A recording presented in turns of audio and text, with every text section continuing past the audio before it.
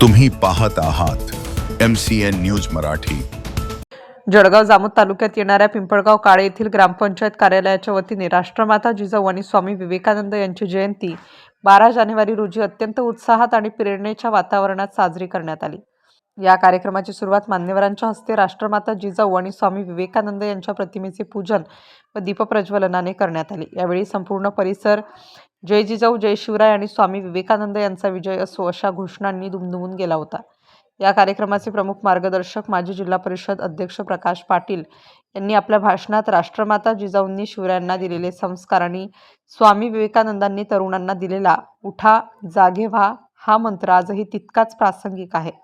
आजच्या तरुणांनी या दोन्ही महापुरुषांचे आदर्श डोळ्यासमोर ठेवून राष्ट्रनिर्मितीसाठी पुढाकार घेण्याचे आवाहन तरुणांना केले। या कार्यक्रमाला प्रमुख पाहुणे म्हणून तालुका काँग्रेस कमिटी अध्यक्ष ॲडव्होकेट भालेराव, सरपंच अशोक ढोले आणि सदस्य, कर्मचारी तसेच गावातील प्रतिष्ठित नागरिक, महिला आणि तरुण मोठ्या संख्येने उपस्थित होते।